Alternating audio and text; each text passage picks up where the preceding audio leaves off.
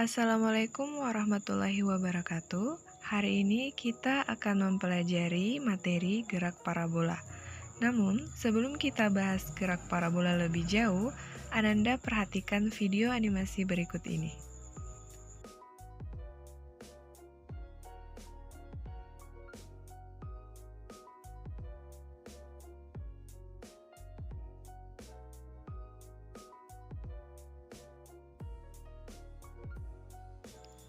Nah, video yang baru saja kalian lihat itu merupakan salah satu contoh gerak parabola. Setelah melihat video itu, apa yang bisa Ananda simpulkan tentang gerak parabola? Iya, benar. Jadi, gerak parabola ini merupakan gerak yang lintasannya berbentuk parabola. Gerak parabola merupakan perpaduan dua gerak, yaitu GLB pada sumbu X dan GLBB pada sumbu Y. Jadi nanti kita membahas tentang jarak, maka rumus yang digunakan ialah GLB. Dan kalau masalah ketinggian, rumus yang kita bahas adalah GLBB. Walaupun gerak parabola ini merupakan perpaduan dua gerak, tapi kedua gerak ini tidak saling mempengaruhi ya, hanya membentuk suatu gerak parabola saja. Apa yang dapat kita jumpai contoh gerak parabola dalam kehidupan sehari-hari? Ya, seperti yang terlihat pada gambar ya, kita akan jumpai gerak parabola pada permainan bola basket dan pada bom yang ditembakkan oleh meriam. Untuk memperjelas lintasan gerak parabola, mari kita perhatikan gambar grafik lintasan gerak parabola berikut ini. Kalau kita perhatikan gambar ini, bisa kita simpulkan bahwa gerak parabola itu memiliki 3 titik kondisi. Titik A, titik B, dan titik C. Pada titik A, ini merupakan titik awal gerak parabola dengan kecepatan awal V0. Pada titik B, ini merupakan titik benda saat waktu tertentu. Sedangkan pada titik C, ini merupakan titik tertinggi benda. Jadi, benda berada pada tinggi maksimal pada ketinggian maksimal, dan pada titik ini, kecepatan benda pada sumbu Y sama dengan 0. Selanjutnya kita analisis kondisi V0 pada titik A. Nah, V0 yang berada pada titik A ini, apakah dia berada pada sumbu Y atau berada pada sumbu X? Nah, jika kita lihat, V0 ini dia tidak berimpit pada sumbu X, maka dia tidak berada pada sumbu X, dan begitupun dia juga tidak berimpit pada sumbu Y. Nah, berarti dia juga tidak berada pada sumbu Y. Berarti V0 ini berada di antara sumbu X dan sumbu Y. Maka untuk menentukan kecepatannya, maka kita harus proyeksikan V0 terhadap sumbu X dan sumbu Y. Nah, dapat kita perhatikan pada segitiga di samping yang memiliki sudut alfa dan memiliki sisi depan, samping, dan miring. Nah, untuk mencari sin alfa, maka digunakan rumus d mi depan per miring. Untuk mencari cos alfa, kita gunakan rumus sami, samping per miring. Maka untuk mencari nilai V0 sama dengan sin alfa sama dengan D, depannya jadi V0Y dan miringnya V0. Jadi nanti bisa kita tulis V0Y sama dengan V0 dikali sin alfa. Begitupun dengan V0X. Maka untuk menentukan besar komponen kecepatan awal, kita gabungkan, maka kita peroleh besar kecepatan V0 sama dengan akar V0X kuadrat ditambah V0Y kuadrat. Oke, selanjutnya kita membahas kecepatan benda setiap saat dan posisi benda setiap saat. Nah, ingat ya, gerak parabola merupakan perpaduan antara gerak lurus beraturan dan gerak lurus berubah beraturan. GLB berlaku pada sumbu X dan GLBB berlaku pada sumbu Y. Nah, sekarang kita akan menghitung kecepatan berdasarkan sumbu X. Nah, dapat kita tulis Vx berarti V0 yang berada pada sumbu X, berarti V0 dikali X. Nah, V0-nya tadi berapa?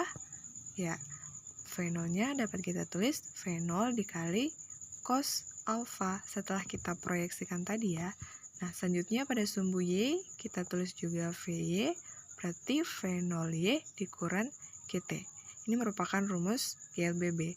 Nah, sehingga dapat kita tuliskan berarti V0 dikali sin alfa dikurang G dikali T. Nah, selanjutnya maka untuk menentukan besar kecepatan dapat kita tuliskan dengan rumus akar Vx kuadrat ditambah Vy kuadrat. Oke, selanjutnya posisi benda setiap saat. Nah, posisi untuk pada sumbu X dapat kita tulis berarti X sama dengan V dikali X dikali T. Sama dengan V0X dikali T. Nah, pada sumbu Y, kita menggunakan rumus V0Y dikali T dikurang 1/2 GT kuadrat. Nah, ini dapat kita ganti, Y-nya sama dengan V0 dikali sin alfa dikali T dikurang 1/2 GT kuadrat. Nah, selanjutnya untuk menentukan besar jaraknya, maka dapat kita gunakan rumus akar sama dengan X kuadrat ditambah Y kuadrat. Oke, sampai sini paham? Oke, selanjutnya ketinggian maksimum. Nah, kalau ketinggian biasa yang kita cari, kita gunakan rumus yang tadi, yaitu posisi benda setiap saat. Tapi kalau kita mencari ketinggian maksimum, kita gunakan persamaan berikut. Nah, yang mana sih itu ketinggian maksimum? Ingat ya, ketinggian maksimum itu merupakan kecepatan yang akhirnya sama dengan 0. Jadi benda itu berhenti dulu sesaat, baru kita bisa ukur berapa tinggi maksimalnya. Ya, makanya dia mengapa bendanya di titik tertinggi itu kecepatannya sama dengan 0.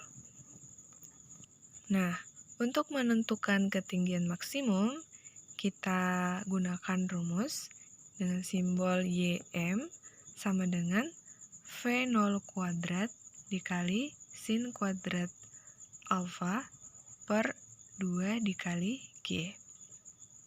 Nah, sedangkan untuk menentukan waktu maksimum, kita gunakan persamaan V0 dikali sin alfa per G, gravitasi.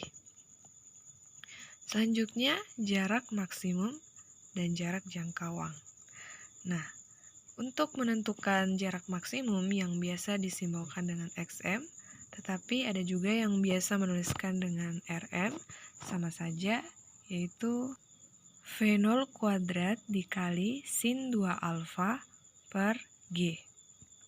Nah, selanjutnya untuk menentukan jarak jangkauan dapat kita gunakan rumus yaitu TXM sama dengan 2 dikali TM, atau 2 dikali waktu maksimumnya. Tapi, apabila waktu maksimumnya belum diketahui, maka dapat kita gunakan dengan persamaan 2 dikali V0 dikali sin alfa per G, gravitasi. Dengan YM merupakan ketinggian maksimum yang satuannya meter, TM merupakan waktu untuk mencapai ketinggian maksimum yang memiliki satuan sekon, sedangkan XM merupakan jarak jangkauan yang satuannya meter, kemudian TXM merupakan waktu untuk mencapai jarak jangkauan yang satuannya sekon, dan V0 sama dengan kecepatan awal yang satuannya meter per sekon, dan V merupakan kecepatan akhir yang satuannya meter per sekon. Oke, selanjutnya kita masuk pada contoh soal supaya para ananda dapat lebih memahami bagaimana konsep gerak parabola ini. Oke, langsung saja contoh soal. Sebuah bola ditendang dengan kecepatan awal 20 meter per sekon dan sudut elevasi 45 derajat. Jadi yang kita ketahui yang pertama adalah kecepatan awalnya, yaitu senilai 20 meter per sekon. Dan sudut alfanya yaitu 45 derajat. Oke, selanjutnya tentukan jarak mendatar yang dicapai bola dan waktu yang diperlukan. Berarti yang ditanyakan di sini adalah jarak mendatar atau XM dan waktu yang diperlukan. Berarti TXM. Oke, sekarang kita ke penyelesaian di mana XM atau jarak mendatar memiliki rumus V0 kuadrat dikali sin 2 alfa dibagi gravitasi. Berarti XM atau jarak mendatar yang dicapai yaitu V0 kuadrat berapa? V0 kuadrat 20 dikuadratkan. Kemudian sin kita kalikan dengan sin 2 dikali 45. Kita bagikan dengan nilai gravitasi. Nah, ingat jika nilai gravitasi tidak ditentukan pada soal, berarti nilai gravitasinya bernilai 10. Oke, selanjutnya 20 dikuadratkan menjadi 400. Sin 2 dikali 45, 2 kali 45, 90. Sin 91. Oke, kemudian mati kita coret. Jadi, sisa 40 meter. Oke, selanjutnya untuk menentukan waktu yang diperlukan berarti TXM sama dengan 2 kita kalikan dengan V0 kemudian kita kalikan dengan sin alfa kemudian kita bagikan dengan G atau gravitasi. Oke, selanjutnya 2 kita kalikan V0 nya berapa? Ya 20. Kemudian kita kali sin alfa, berarti sin 45 itu senilai dengan 1/2 akar 2. Oke, kita bagikan dengan 10. Oke, kita tinggal coret. Kita coret. Nah, senilai tinggal tersisa 2 akar 2 sekon. Oke, demikianlah materi hari ini. Selanjutnya, Ananda dapat mengerjakan soal-soal yang terdapat pada buku pegangan masing-masing agar dapat lebih memahami materi tentang gerak parabola. Ibu akhiri, wassalamualaikum warahmatullahi wabarakatuh.